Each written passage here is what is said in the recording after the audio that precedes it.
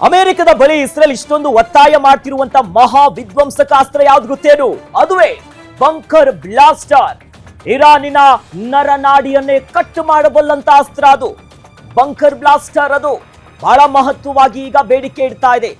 14,000 KG bunker blaster bomb ಕಡಿ ಅಂತ ಈಗ ಇಸ್ರೇಲಿನ ಪ್ರಧಾನಿ ಅಮೆರಿಕದ ಮುಂದೆ ಇಂಥದ್ದೊಂದು ಬೇಡಿಕೆ ಇಟ್ಟಿದ್ದಾರೆ. ಕುಡಿಯೋದು ಈ ಬಂಕರ್ ಬ್ಲಾಸ್ಟರ್ ವಿಶೇಷತೆ ಆಗಿದೆ. ಯಾಕಂದ್ರೆ ಅತ್ಯಂತ ಶಕ್ತಿಶಾಲಿ ಆಗಿರುವಂತಹ ಅಸ್ತ್ರ ಅದು. ಯಾಕಂದ್ರೆ ಈಗಾಗಲೇ ಬಹಳ ಪ್ರಮುಖವಾಗಿ ಫೋರ್ಡೋ ಫ್ಯೂಯಲ್ ಪ್ಲಾಂಟ್ ಏನು ನ್ಯೂಕ್ಲಿಯರ್ ಡೆವಲಪ್ ಮಾಡೋದಕ್ಕೆ ಫೋರ್ಡೋ ಅಲ್ಲಿ ಈಗಾಗಲೇ ಅಂಡರ್ ಗ್ರೌಂಡ್ ಅಲ್ಲಿ ಡೆವಲಪ್ಮೆಂಟ್ ಮಾಡ್ತಿದ್ದಾರೆ.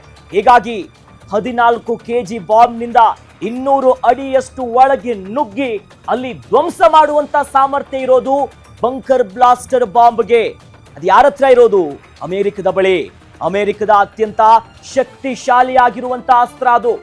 ಆ ಒಂದು ಅಸ್ತ್ರಕ್ಕೋಸ್ಕರನೇ ಈಗ ಇಸ್ರೇಲಿನ ಪ್ರಧಾನಿ ಈಗ ಅಮೆರಿಕದ ಮುಂದೆ ಒತ್ತಾಯ ಮಾಡಿರೋದು, ನಮಗ್ ಕೊಟ್ಟು ಬಿಡಿ, ನಾವು ಬ್ಲಾಸ್ಟ್ ಮಾಡ್ತೀವಿ ಅನ್ನೋದು. ಯಾಕಂದ್ರೆ ಅದಕ್ಕೆ ಸಾಮರ್ಥ್ಯ ಆಗಿದೆ. ಈ ಬಂಕರ್ ಬ್ಲಾಸ್ಟರ್ 14,000 ಕೆಜಿಯಷ್ಟು ಮಹತ್ವದ ಅಂಶಗಳನ್ನ ಹೊತ್ತಿ ಶಕ್ತಿಶಾಲಿಯಾಗಿ ಅಡಿಭಾಗದಲ್ಲಿ ಸೀಳಿ ಅಂಡರ್ ಗ್ರೌಂಡ್ ಅಲ್ಲಿ ಅದನ್ನ ಬ್ಲಾಸ್ಟ್ ಮಾಡುವಂತ ಸಾಮರ್ಥ್ಯ ಇದೆ. ಅದೇ ಫಾರ್ಡೋ ನ್ಯೂಕ್ಲಿಯರ್ ಪ್ಲಾಂಟ್ ಈಗ ಏನ್ ಡೆವಲಪ್ ಮಾಡ್ತಿದ್ದಾರೆ ಅಲ್ಲಿಗೆ ನುಗ್ಗಿ ಹೊಡೆಯೋದಕ್ಕೆ. ಅದೇ ನೋಡಿ, ಈ ಎಲ್ಲ ಸಂಘರ್ಷಕ್ಕೆ ಈಗ ಮಹತ್ವವನ್ನ ಪಡ್ಕೊಂಡಿರೋದೇ ನ್ಯೂಕ್ಲಿಯರ್ ಡೆವಲಪ್ಮೆಂಟ್ ಇರಾನ್ನಿಂದ. ಹಾಗಾಗಿ 200 ಅಡಿಯ ಬಂಡೆಯನ್ನೇ ಧ್ವಂಸ ಮಾಡುವಂತ ಸಾಮರ್ಥ್ಯ ಹೊಂದ್ಕೊಂಡಿರೋದು ಬಂಕರ್ ಬ್ಲಾಸ್ಟರ್.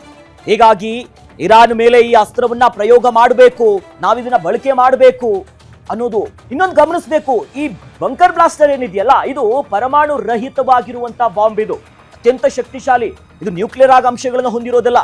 14,000 ಕೆಜಿ ಬಾಂಬ್ ನಿಂದ 200 ಅಡಿ ಬಂಡೆಯನ್ನೇ ಧ್ವಂಸ ಮಾಡಬಹುದು, ಅಂಡರ್ ಗ್ರೌಂಡ್ ಅಲ್ಲಿ ಇಳಿಬಹುದು, ಅಲ್ಲಿ ದಾಳಿ ಮಾಡಬಹುದು. ಇರಾನ್ ಮೇಲೆ ಈ ಅಸ್ತ್ರ ಬಳಕೆಗೆ ಸದ್ಯ ನೆತನ್ಯಾಹು ಬಿಗ್ ಸ್ಕೆಚ್ ಅನ್ನ ಹಾಕಿದ್ದಾರೆ. ಇಷ್ಟು ಬೇಡಿಕೆ ಇರೋದು ಇದಕ್ಕೆ. ಈ ಸಂಘರ್ಷ ಶುರುವಾಗಿದ್ದು ಎಲ್ಲಿಂದ? ಹಿಂದಿನಿಂದ ಇದ್ರೂ ಕೂಡ ಇರಾನ್ಗಿರೋದೇನು?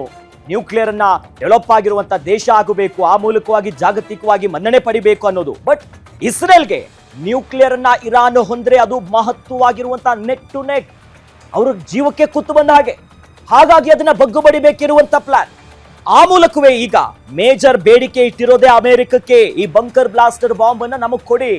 ಯಾಕಂದ್ರೆ ಅಂಡರ್ ಗ್ರೌಂಡ್ ಅಲ್ಲಿ ಈಗಾಗಲೇ ಏನ್ ಡೆವಲಪ್ ಮಾಡ್ತಿದಾರಲ್ಲ ಫೋರ್ಡೋ ಫ್ಯೂಯಲ್ಸ್ ಅಲ್ಲಿ ಸ್ಟೇಷನ್ ಅಲ್ಲಿ, ಆ ಒಂದು ಪ್ರದೇಶದ ಮೇಲೆ ದಾಳಿ ಮಾಡಿ ಅಲ್ಲಿ ಹೋಗಿ ಬಗ್ಗು ಬಡ್ದು ಅವೆಲ್ಲವನ್ನ ಮುಗಿಸ್ಬೇಕೆನ್ನುವಂತ ಸ್ಕೆಚ್ ಹಾಕಿದ್ದಾರೆ. ಈ ನಿಟ್ಟಿನಲ್ಲಿ ಬಂಕರ್ ಬ್ಲಾಸ್ಟರ್ಗೋಸ್ಕರನೇ ನಮಗೂ ಬೇಕು ಅನ್ನೋದಾಗಿ ಬೇಡಿಕೆ ಮೇಲೆ ಬೇಡಿಕೆ ಇಡ್ತಿರೋದು.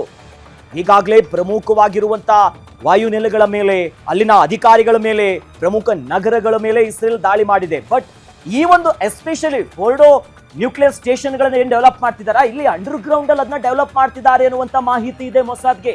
ಹಾಗಾಗಿ ಅದನ್ನ ಬ್ಲಾಸ್ಟ್ ಮಾಡಬೇಕು ಅಂತಂದ್ರೆ ಒಟ್ನಲ್ಲಿ ನಮಗೆ ಗೊತ್ತು. ಯಾಕಂದ್ರೆ ಇಸ್ರೇಲ್ ಮತ್ತು ಇರಾನ್ ಭೌಗೋಳಿಕವಾಗಿ ಬೌಂಡ್ರಿಯನ್ನ ಹೊಂದ್ಕೊಂಡಿಲ್ಲ, ನದಿ ಕೂಡ ಹಾದು ಹೋಗಲ್ಲ, ಯಾವುದೇ ರೀತಿಯಂತ ಅಕ್ಕಪಕ್ಕ ಅಲ್ಲ. ಮಧ್ಯ ಇರಾಕ್ ಇದೆ, ಇತರ ದೇಶಗಳು ಕೂಡ ಅಕ್ಕಪಕ್ಕ ಇದೆ.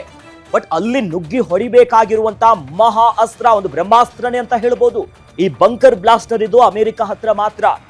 14,000 ಕೆಜಿ ಬಾಂಬ್ ನಿಂದ 200 ಅಡಿ ಬಂಡೆಯನ್ನೇ ಧ್ವಂಸ ಮಾಡಿ ಒಳಗೆ ನುಗ್ಗಿ ಹೊಡೆದು ಅದೆಲ್ಲವನ್ನ ಫಿನಿಶ್ ಮಾಡಬೇಕು.